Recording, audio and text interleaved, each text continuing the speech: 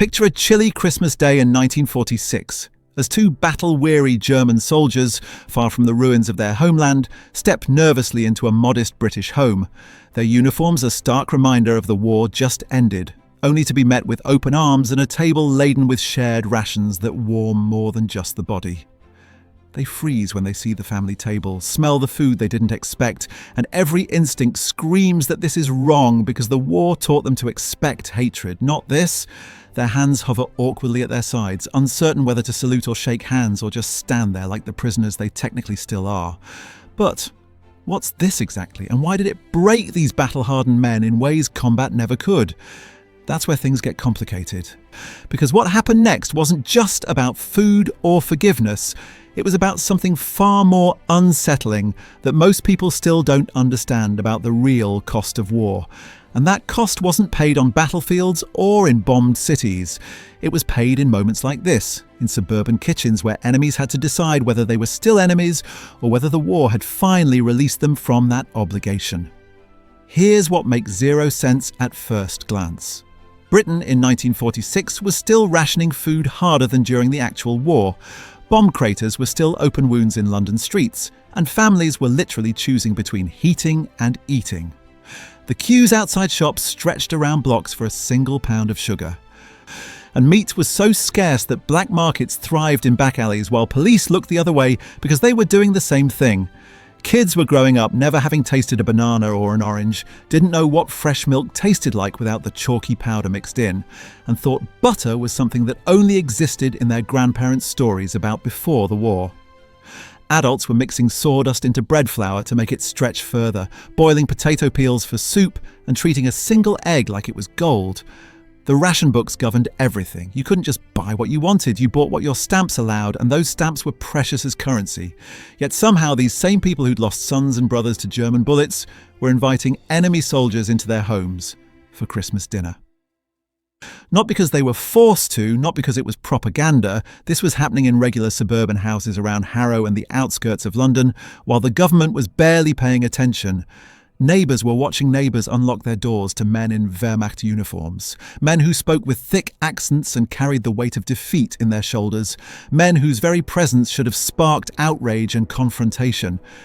And the whole thing should have sparked riots in the streets, should have resulted in violence and retribution and all the things that history had taught people to expect after wars ended.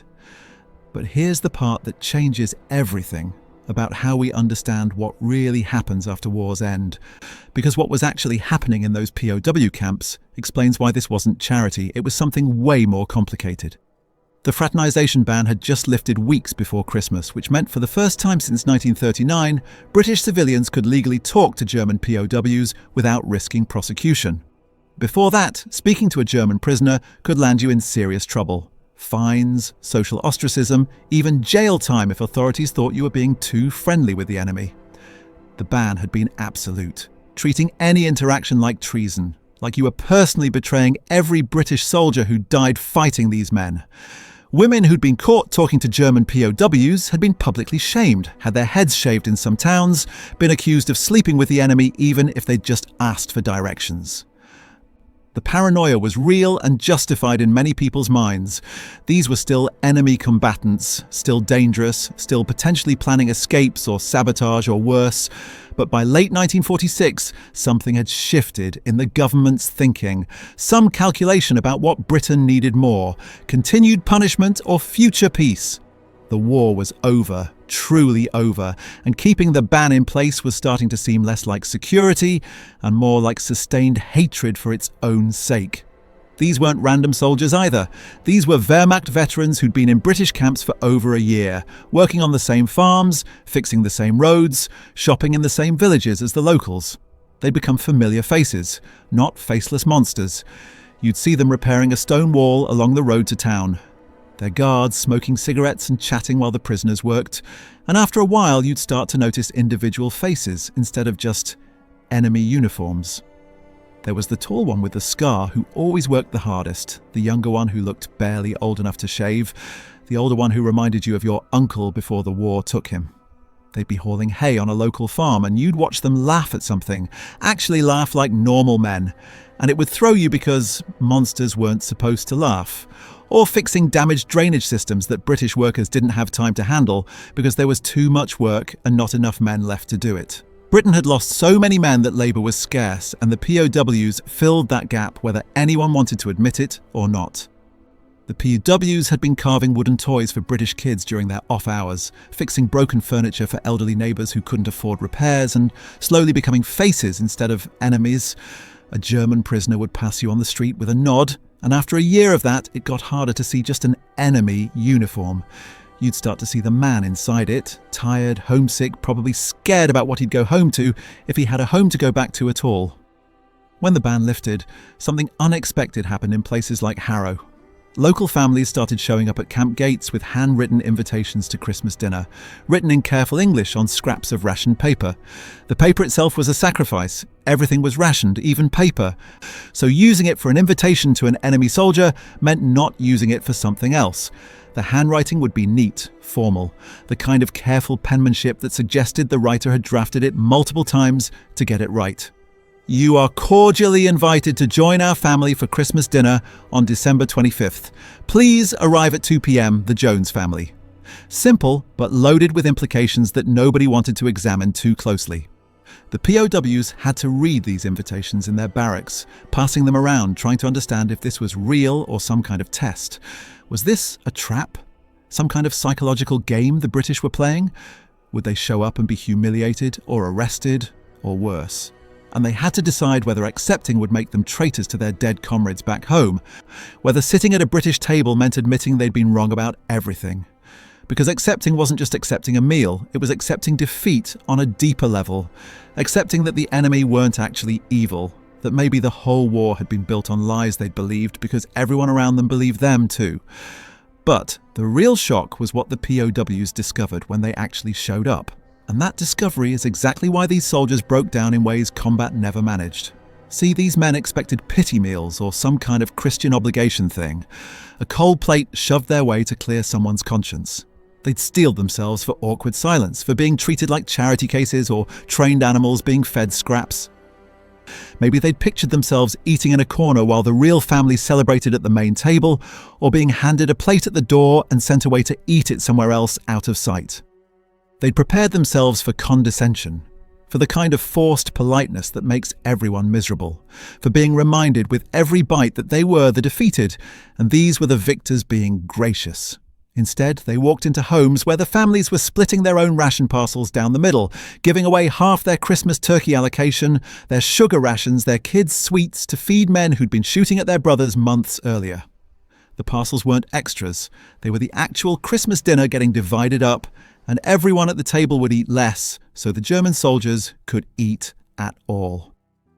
A mother would unwrap her family's precious weekly butter ration and cut it in half, pushing one portion toward a German soldier who'd probably dropped bombs on her city, whose planes might have killed her neighbours or destroyed her sister's house.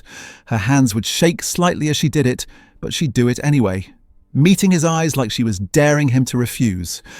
A father would carve the small turkey they'd saved points for all month, calculating in his head how to make the portions equal, even though that meant his own kids would get less, giving equal portions to enemy prisoners sitting at his table. And the families weren't doing it from a safe distance. They were sitting at the same table, passing the same dishes, using the same plates and forks, breathing the same air.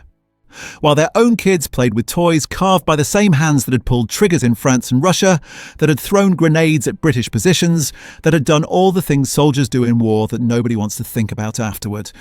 British children were laughing at wooden horses and soldiers whittled by men who'd actually been cavalry soldiers and infantry shooters, who knew exactly what those toys represented because they'd lived it. And nobody was acknowledging how completely insane that was. How impossible it should have been, how much it violated every rule about how enemies were supposed to behave after wars ended, which raises a question nobody in 1946 wanted to ask out loud, and honestly, we're still not comfortable asking today, because what this revealed about both sides is way darker than the feel-good story suggests. Think about it. These weren't just any soldiers crying over roast potatoes. These were men who'd survived Stalingrad, North Africa, the Western Front, who'd watched their friends die in mud and snow for years. They'd seen things that would break most people permanently, had done things in the name of orders and fatherland that they couldn't undo or forget. They'd shot at people who were shooting back, had advanced through villages where civilians hid in cellars, had followed orders that seemed necessary at the time but looked different now in hindsight and defeat. They'd been trained since childhood to believe certain things about themselves and their enemies, that Germans were superior, that British were weak and decadent, that war was glorious and necessary, and would make them into heroes their grandfathers would be proud of. The Hitler Youth had gotten hold of many of them as boys, filling their heads with propaganda and pride, teaching them songs about German greatness and foreign treachery, showing them films that made war look clean and honourable. And then the Wehrmacht had turned them into efficient killing machines who followed orders without question, who didn't think too hard about what they were doing because thinking was dangerous and doubt was treason. So what exactly happened at those dinner tables that shattered that training completely? What could a shared meal do that years of combat and defeat and captivity hadn't already done to break them down? Combat had made them hard, defeat had made them bitter, captivity had made them numb, but somehow a British family sharing their Christmas rations cracked them open in ways none of that had. And more importantly, what did those British families actually want from these men? Because nobody does something this hard, this socially dangerous, this personally costly, without wanting something in return. Maybe they didn't even know what they wanted, couldn't articulate it, but there was something driving them to open their doors to men who represented everything that had hurt them. Here's where it gets uncomfortable. Nobody in those London homes said the obvious thing, which is, we're doing this even though you might have killed someone we loved. That thought was sitting at every table like an extra guest nobody acknowledged, taking up space in every silence, lurking behind every polite comment about the weather. The families weren't saints and the POWs weren't innocent victims. They were all trapped in this bizarre situation where pretending the war didn't happen was somehow the only way to get through Christmas dinner without someone breaking down completely. You'd have a British mother passing potatoes to a German soldier while thinking about her son who died at Dunkirk, seeing his face in every young German face, wondering if this particular soldier had been there, if these were the hands that killed her boy. And neither of them could say that out loud without destroying whatever fragile peace they were building. A father would make small talk about the weather while avoiding his wife's eyes, because they both knew their daughter's fiancé had died in a bombing raid that these same German pilots might have flown, might have dropped the actual bombs that erased him from existence. The kids were easier. They just saw interesting strangers with funny accents who made them toys and told stories about faraway places. They didn't carry the weight of loss yet, didn't understand why their parents' smiles were tight and forced, why conversations kept starting and stopping awkwardly. But the adults were performing a high-wire act of selective memory and forced civility, choosing every word carefully, avoiding certain topics like minefields, maintaining cheerful faces while their insides churned with contradictions. But the pretending itself was the whole point, because what these families were really doing was way more calculated than spontaneous kindness. They were testing themselves, proving something to themselves about who they could be in a world that wasn't at war anymore. They were asking themselves, can I still be a good person after what I've seen and lost? Can I choose mercy when revenge would be easier? Can I build something new instead of just nursing the wounds of what was destroyed? And the POWs knew it, which is exactly why some of them couldn't stop crying, because the crying wasn't actually about gratitude. It was about something these men hadn't felt in years. Letters from POWs sent home to Germany in early 1947 talk about the Christmas dinners in strange ways. They don't describe the food as much as they describe being seen as human again. One soldier wrote that an Englishwoman asked him about his mother, and he realised nobody had asked him a personal question in 3 years. Not since before he was captured, not during interrogations where every question was a trap, not from guards or camp administrators who saw him as a number and a security risk. He'd been a number, a worker, a prisoner, an enemy, but not a person with a mother who worried about him, who waited for letters that might never come, who prayed every night that her son was still alive somewhere. And when this British woman asked about his mother with genuine interest in her eyes, like she actually cared about the answer, something in him broke. He wrote to his sister that he'd cried into his napkin and couldn't stop, that the woman had patted his hand and said, there, like he was her own son. And he hadn't been touched with kindness in so long that it felt like electricity. Another described how a British kid showed him a photo of his dad who died in Burma, and they both just sat there not knowing what to say, but somehow that silence meant something. It was a shared recognition of loss, of the war's random cruelty that took fathers and sons without caring which side they fought for, without distinguishing between good and evil, just taking and taking until families on both sides were gutted. The boy wasn't asking for anything, wasn't accusing, just showing this German stranger his pain like it was something they had in common. And they did. They both knew what it was like to lose someone who was never coming back, to have a hole in your life shaped like a person who used to be there. The families weren't trying to erase the war, they were trying to find their own humanity in its rubble by testing whether they could still treat enemies like people. Could you look at someone who represented everything that had hurt you and still see them as someone's son, someone's brother, someone who'd been conscripted and scared and trying to survive just like everyone else? Could you separate the uniform from the man, the ideology from the individual, the war from the person who'd been forced to fight it?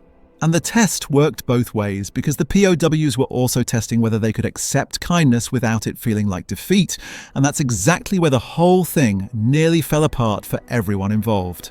Some POWs refused the invitations outright, saying accepting British hospitality was betraying their fallen comrades and admitting they were wrong about everything they'd fought for. They'd stand in the barracks holding these handwritten invitations and tear them up, calling the men who wanted to go weak or stupid or traitors to everything German. How could you sit at the table of your enemy and eat their food and smile like everything was fine? How could you pretend that your brothers didn't die fighting these people? That Hans and Friedrich and Werner didn't bleed out in French mud or Russian snow fighting these same British soldiers? How could you pretend that the whole war wasn't real? That you could just move on like nothing happened? Like the years of your life spent in hell didn't matter anymore? Accepting the invitation meant accepting that maybe the war had been pointless. That maybe they'd been lied to by their own government. That maybe all the death and suffering had been for nothing more than the ambitions of men who'd sent them to die while staying safe in Berlin. And that was too much for a lot of them to handle, too much to process while still trapped in camps on foreign soil, too much to accept while still wearing the uniform they'd sworn oaths in. The ones who went faced harsh criticism from other prisoners when they returned to camp. Traitors, sellouts, men who'd gone soft, men who'd forgotten their honour and their duty. They'd walk back into the barracks smelling like real food and carrying parcels of leftovers wrapped in clean cloth, and the other prisoners would turn their backs or spit insults. Look at the collaborator, eating with the enemy while his brothers starve in rubble back home. Enjoying yourself with the people who killed your countrymen? What did you do to earn that food, bow and scrape and apologise for existing?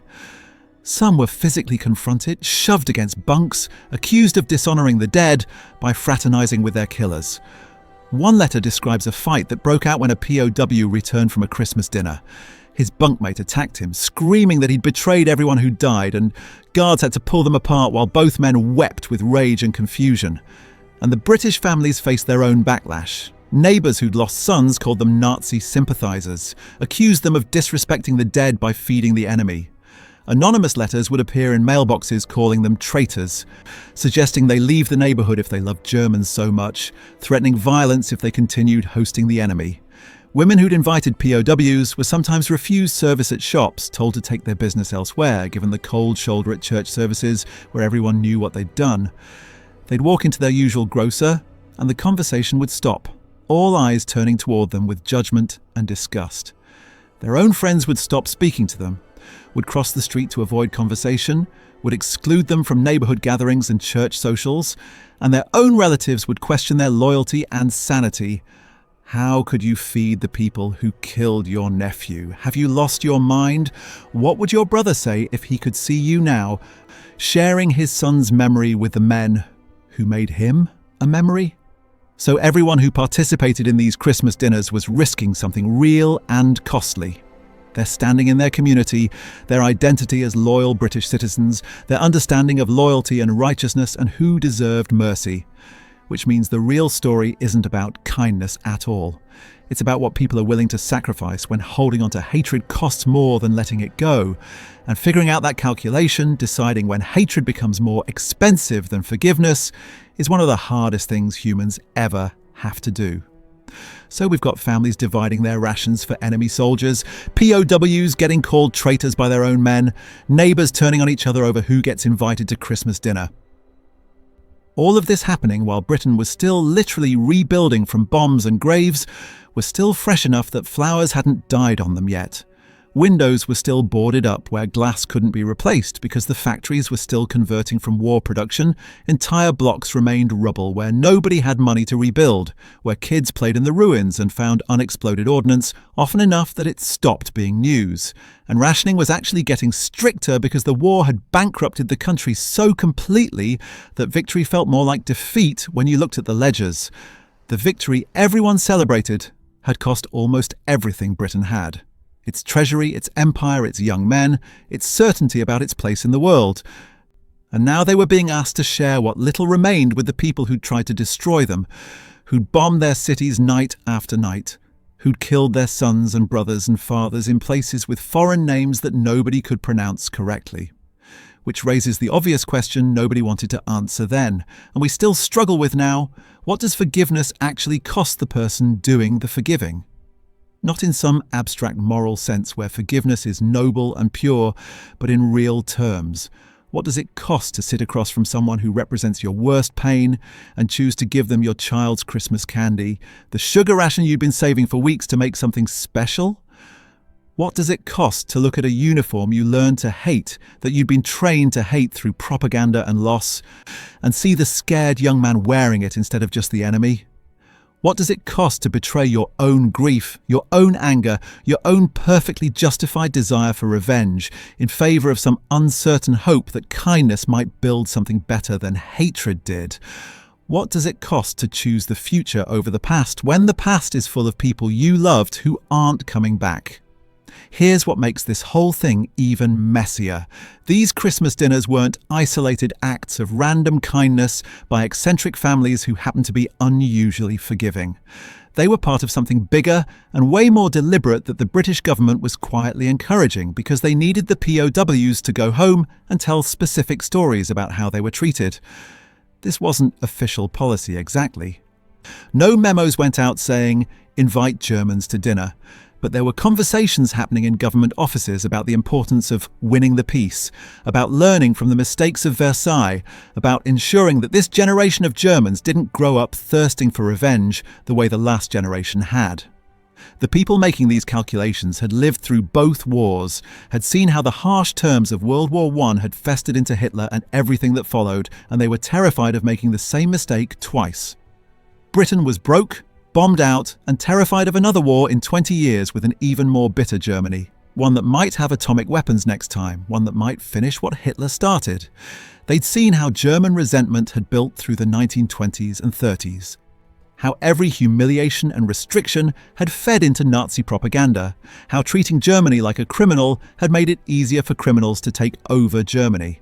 So some forward-thinking officials figured if German POWs went home saying, "Actually, the British treated us like humans, fed us when they barely had food themselves, invited us into their homes during their most sacred holiday," maybe that would help build something different this time.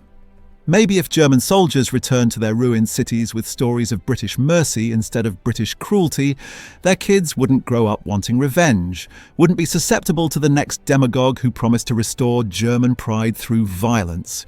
So in a weird way, these families sharing their parcels were foot soldiers in a new kind of warfare, one fought with kindness as a weapon, with mercy as a strategic tool, with forgiveness as national security policy. They probably didn't think of themselves that way, didn't see themselves as strategic assets in a long-term peace campaign, didn't know that someone in Whitehall was hoping their Christmas dinners would prevent World War III. They just knew they were tired of hating, tired of death, tired of fear, tired of living in a world where everyone was an enemy and nowhere felt safe. But the effect was the same whether they knew it or not. And the POWs who accepted They became accidental ambassadors for a peace nobody was sure would actually work, carrying stories back to a shattered Germany about enemies who'd chosen mercy when they could have chosen revenge, when revenge would have been easier and more satisfying and completely justified by any measure. But there was one moment at these dinners that revealed whether this whole strategy would work or fail, one moment that crystallized everything they were trying to do and tested whether it was even possible. Multiple accounts describe the same breaking point happening at different tables, the moment when someone proposed a toast.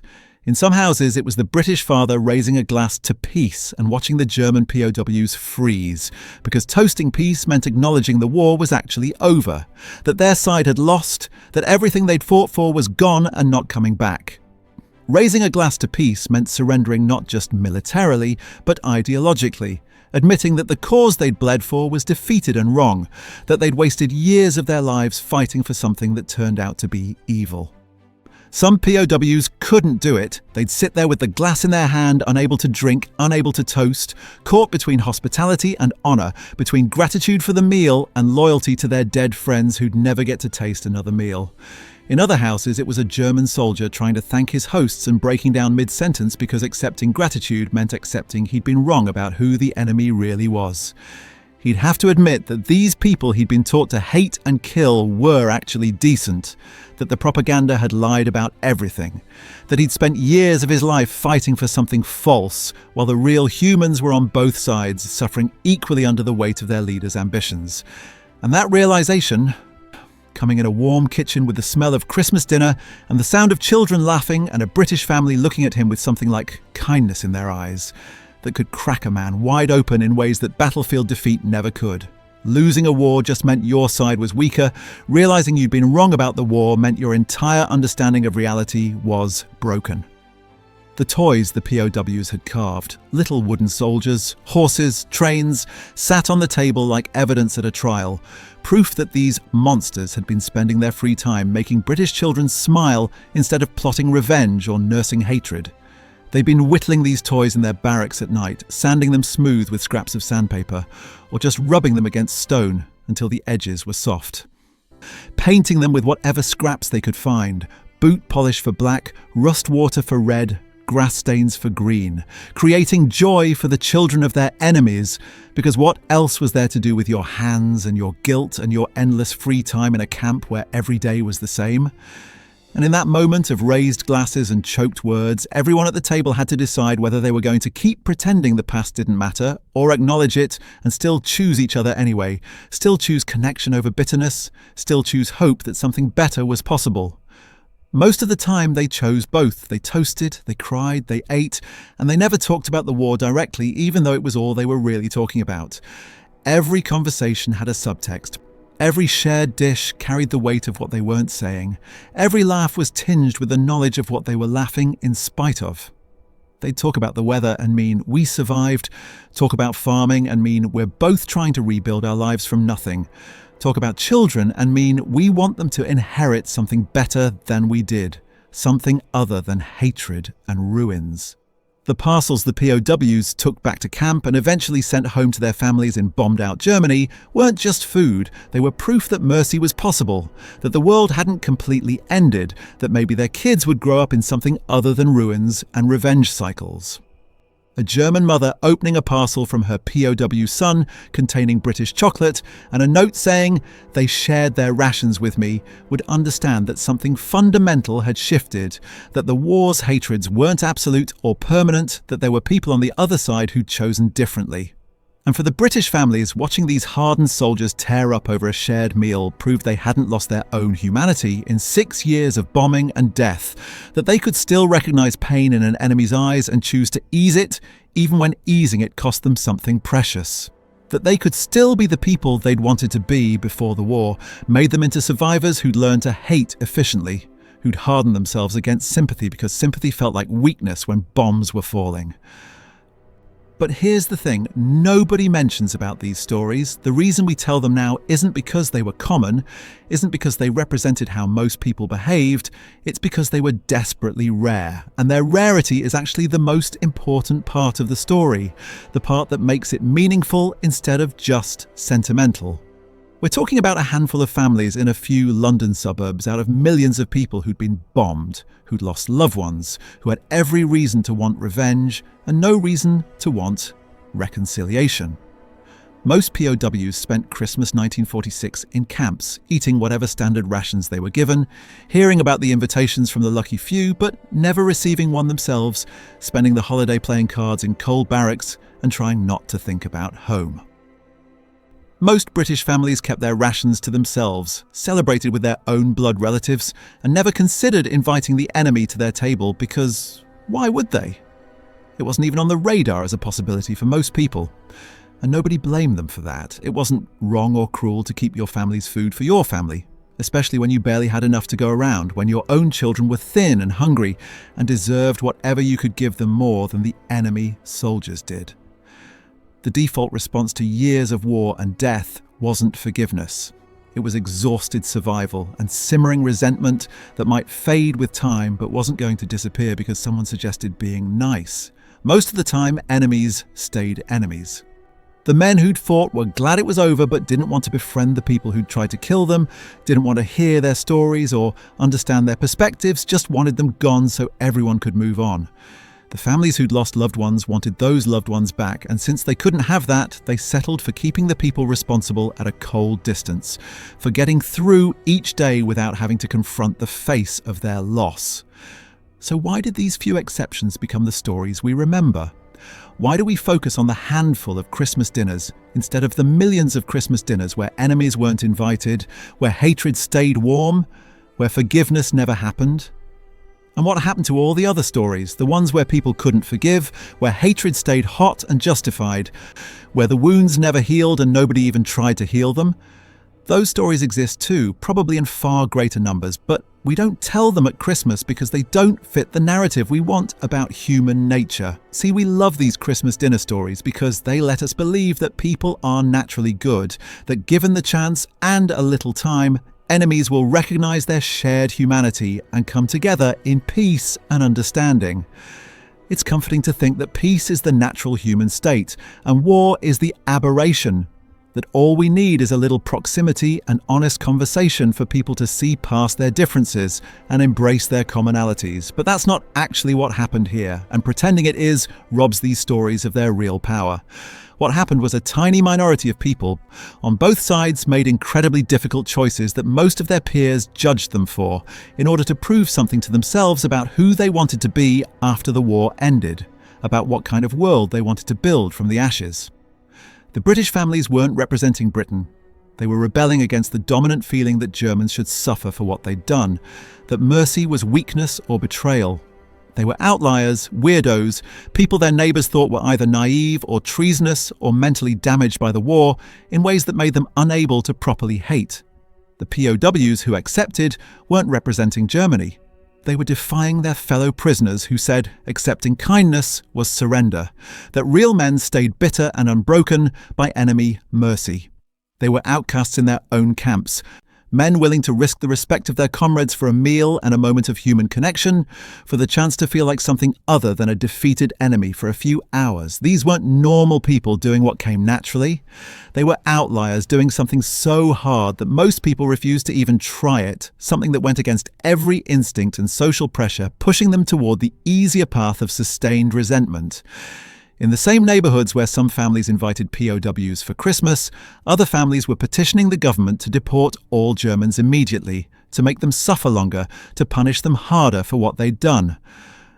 Newspapers from December 1946 show angry letters to editors calling the Christmas invitations treasonous and spitting on our dead, saying these families were dishonouring every British soldier who'd given his life to stop Germany. One letter demanded that anyone feeding German prisoners be prosecuted for giving comfort to the enemy, as if the war was still happening and this was active collaboration. Another suggested that Germans should be put on half rations indefinitely as punishment, that every German prisoner should go home thin and broken so they'd never forget what they did, so their weakness would be permanent proof of their defeat.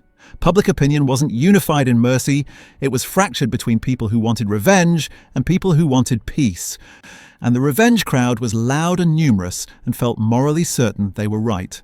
Some POWs who returned from these dinners were beaten by fellow prisoners or shunned for weeks afterward. The wooden toys they'd carved were sometimes destroyed by other inmates who saw them as collaboration with the enemy, as evidence that these men had forgotten who they were supposed to be. A carved horse would be found, smashed in the latrine, a wooden soldier snapped in half and left on a bunk as a warning and a message. The message was clear. Making nice with the British meant betraying your brothers who died, and there would be consequences for that betrayal.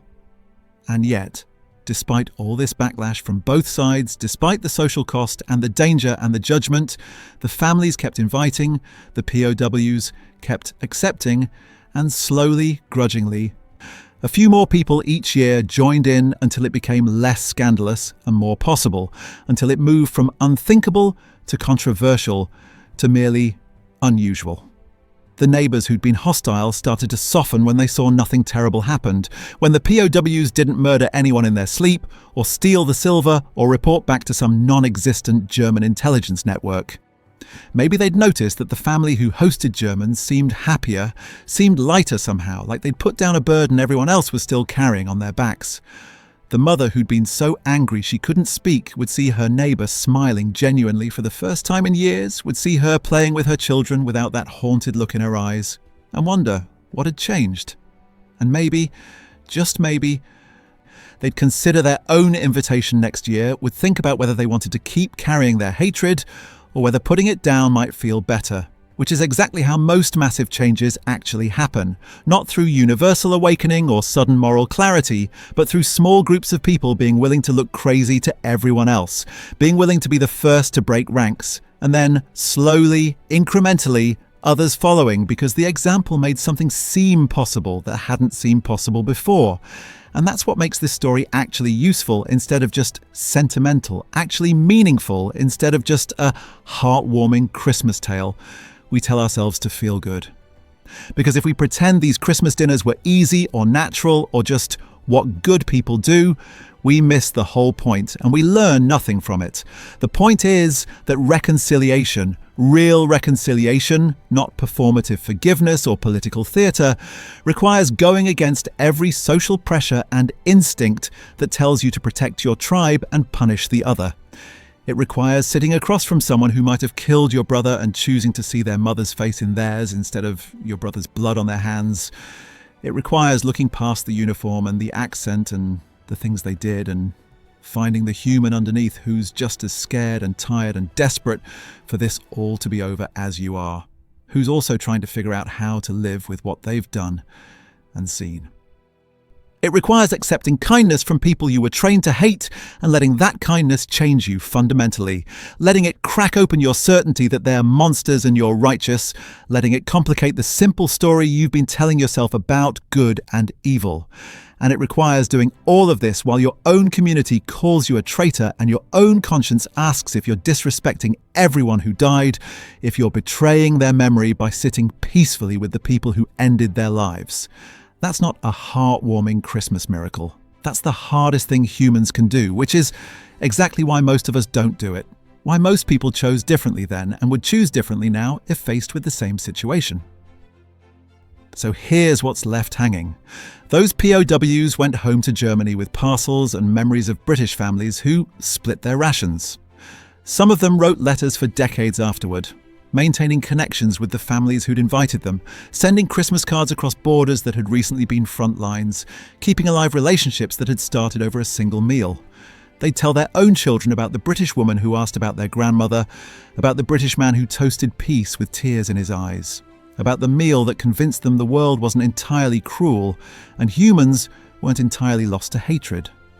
Some of them brought their own kids back to visit those same streets years later in the 1960s and 70s, knocking on doors to introduce their families to the people who'd shown them mercy when they had no reason to, when every reason suggested they should have chosen differently. And those reunions were their own kind of miracle, adult children who'd grown up in rebuilt Germany, meeting elderly British hosts who'd taken a chance on their father when he was a defeated enemy in a foreign land. The German children would hear stories they'd never heard before, would learn about parts of their father's war experience he'd never talked about at home, would understand something about their own existence that had been hidden. Because the kindness shown in 1946 had rippled forward, had shaped who their fathers became afterward, had given them something to hold on to when the guilt and trauma threatened to consume them. The British hosts, now grandparents themselves, would see the children and grandchildren of the men they'd fed, would see the families that had grown from the seeds they'd planted with shared rations, and know that their risk had meant something tangible and real. But what happened to all the others? The ones who refused the invitations, the families who couldn't forgive, the hatreds that didn't die over roast turkey? They went home too, carrying different stories, and we don't know what they told their kids. We don't know if the resentment hardened into something permanent that got passed down through generations, if there are British families today who still carry their grandparents' anger about what the Germans did, who were taught to see Germans as the eternal enemy. We don't know if the POWs who called their comrades traitors ever regretted missing that chance at human connection, or if they were content in their loyalty to the dead, satisfied that they'd kept faith with their fallen brothers by refusing to break bread with their killers. We don't know if they went home and taught their children to hate the British the way they'd been taught, or if time and distance eventually softened what that Christmas dinner might have softened faster. Those stories don't make it into the Christmas specials and history books, but they're just as real, just as numerous, probably more representative of how most people actually process the war's end. The grandmother who lost 3 sons and could never look at a German without seeing their faces, who died 30 years later still carrying that rage like a sacred torch. The POW who refused the invitation and spent the rest of his life certain he'd made the right choice, who told his grandchildren that real men don't forgive what can't be forgiven, that some wounds shouldn't heal because healing them disrespects the dead. The neighbourhoods where no invitations were ever extended, where Germans were deported as soon as possible, where everyone agreed the best way forward was complete separation and enforced forgetting. These stories exist in the shadows of the stories we celebrate, and maybe that's the real point, that peace isn't inevitable or natural, that it's built by the weird minority willing to do the hard thing, while everyone else watches and judges and slowly, grudgingly, sometimes follows. And here's what makes it even more complicated. We can't actually say the people who refuse to forgive were wrong. A mother who lost her son has every right to hate the people who killed him, and telling her she should forgive for the sake of peace is asking her to sacrifice something precious. Her grief, her loyalty, her son's memory as she understands it. The POW who stayed loyal to his dead comrades wasn't a bad person. He was honouring relationships that death had made sacred to him. There's nobility in both choices, tragedy in both paths, and maybe the real lesson isn't that forgiveness is always right, but that it's always costly, that choosing it or refusing it both come with prices we spend the rest of our lives paying. The families who hosted those Christmas dinners gained something, a sense of their own goodness, proof they hadn't been completely destroyed by the war, hope that the future could be different.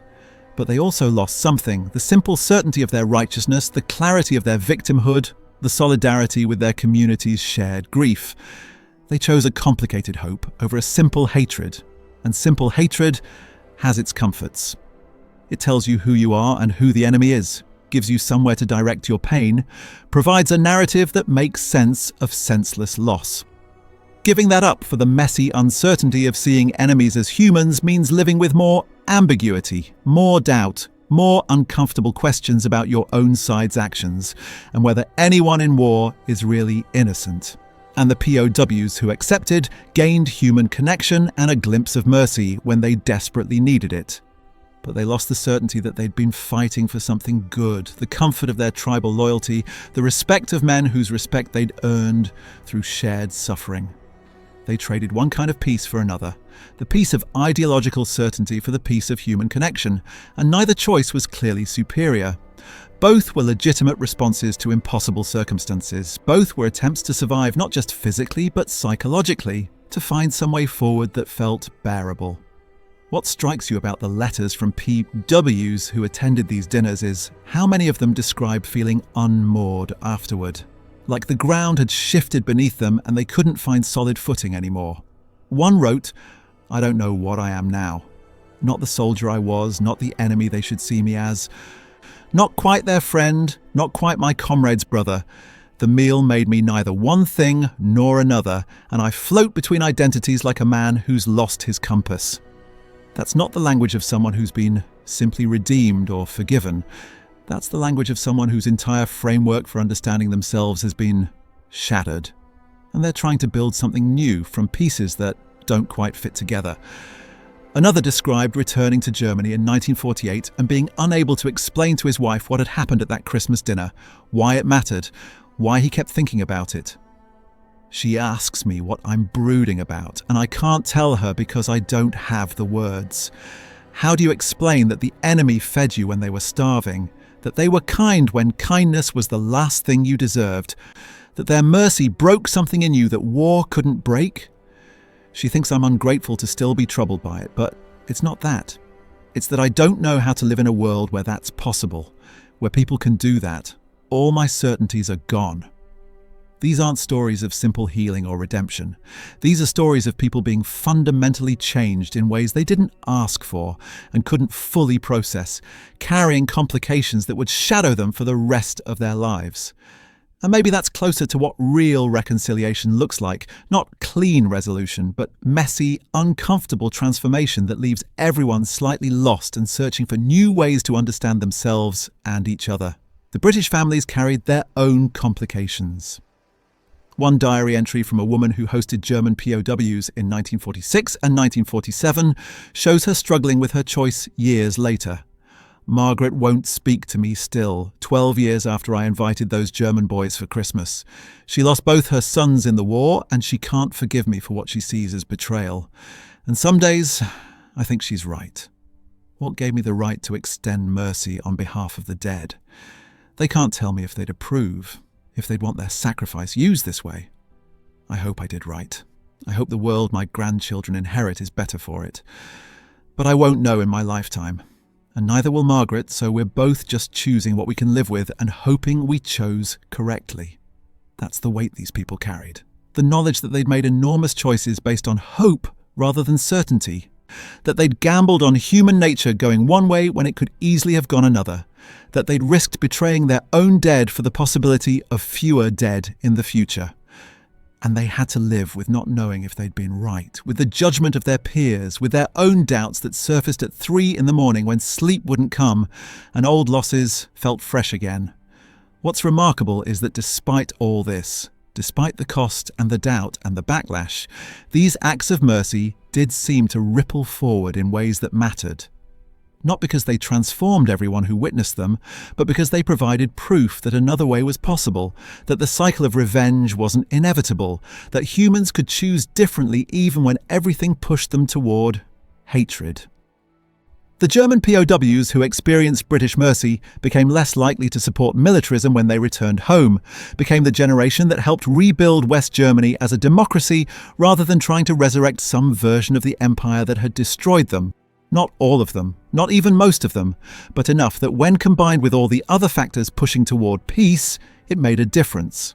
And the British families who chose mercy became models for their children and grandchildren, teaching them something about strength that looked different from the strength their parents' generation had learned. Their children grew up seeing that their parents had been strong enough to hate and strong enough to choose not to, that real power included the power to show mercy to the powerless. That's a lesson that doesn't always get passed down cleanly, but when it does, it changes the texture of how people think about enemies and conflicts and what winning actually means. But, and this is crucial, none of this would have meant anything if the structural conditions for peace hadn't also been present. The Marshall Plan rebuilding Germany, the creation of the United Nations, the Cold War forcing former enemies into alliance against a new threat, the economic interdependence that made another European war economically suicidal, these were the real factors that prevented World War III. The Christmas dinners were symbolic, were proof of concept, were small lights in the dark, but they didn't create peace on their own. They made peace feel possible to the people who needed to believe it was possible, gave them stories to tell themselves about why cooperation might work better than revenge. But without the larger forces pushing toward peace, those stories would have just been tragic footnotes. Kind gestures that changed nothing, mercy that got rewarded with renewed aggression, hope that turned out to be naive. This is what's missing from most retellings of these stories, the acknowledgement that mercy only works when backed by strength, that forgiveness only leads to peace, when combined with justice and structural change. that the Christmas dinners mattered, but only because they happened in a context where peace had already become more advantageous than war for all the major powers. The families who invited POWs weren't naive pacifists who thought kindness alone would fix everything.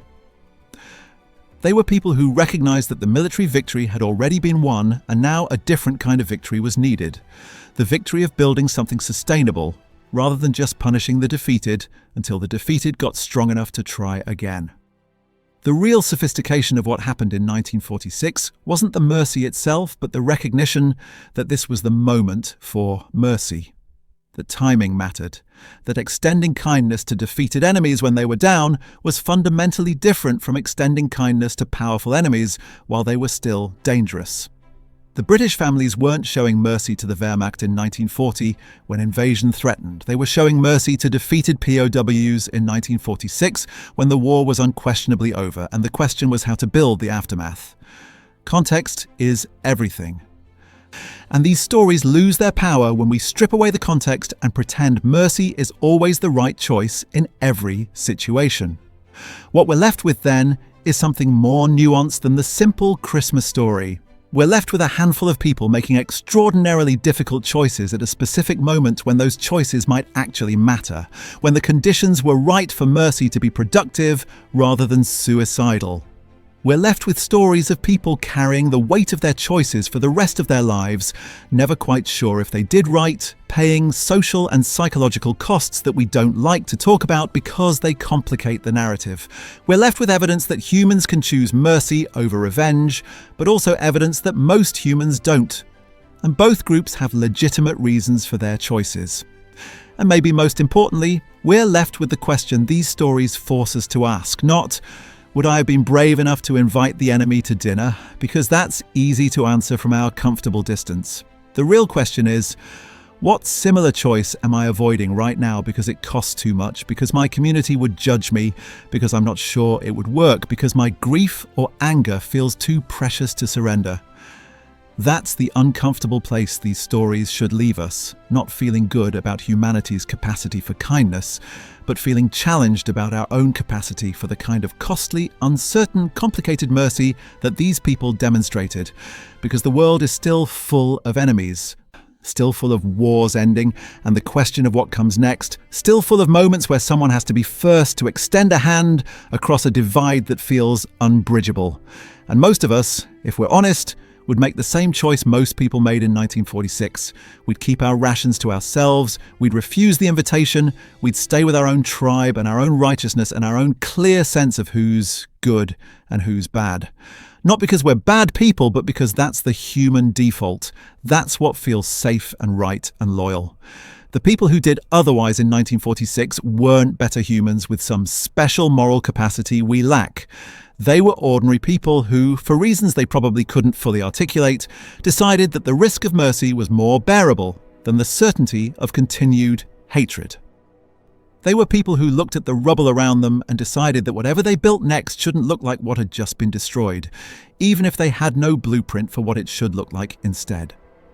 They were people who acted on hope rather than certainty, who gambled on human nature going one way when it could easily have gone another, who chose a complicated, uncertain path over a simple, clear one because the simple path led somewhere they couldn't stand to go again. And the POWs who accepted weren't heroes either.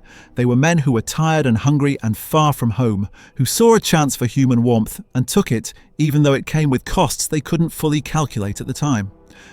They were men who'd seen enough of ideology and certainty and tribal loyalty to wonder if maybe there was something else worth trying, something less grand but more human.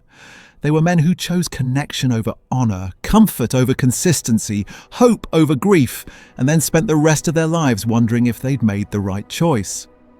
This is what gets lost when we turn these stories into feel-good Christmas tales. The doubt, the cost, the lifelong uncertainty, the legitimate reasons people chose differently, the way mercy and revenge are both comprehensible responses to the same situation and neither is clearly superior in all contexts.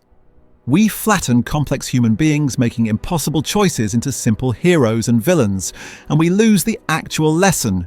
which is that reconciliation is always costly and uncertain, and most people, reasonably, choose not to pay that cost. But some people do pay it. And sometimes, when conditions are right, when the moment is correct, when their individual choices align with larger forces pushing toward peace, those payments compound into something that matters. Not a guarantee of peace, not a solution to human conflict, not proof that kindness always wins, just evidence that humans can sometimes choose differently, that the cycle of revenge isn't absolutely inevitable, that there's a narrow path between naive pacifism and endless war, and sometimes people find that path and walk it even when everything tells them not to. That's the actual story of those Christmas dinners in 1946. Not a miracle, not a redemption, not proof of human goodness, but evidence of human possibility under specific conditions that made that possibility real rather than suicidal. Evidence that when the war is actually over and the question is what to build next, some people will choose to build bridges instead of walls, will risk mercy instead of guaranteeing revenge, will trade the comfort of certainty for the discomfort of hope. And all these decades later, we remember those specific people not because they represented everyone, but because they didn't. Because they were the exceptions who proved that exceptions were possible, that there was a choice even when everything suggested there wasn't, that the script could be rewritten even when everyone had their lines memorized.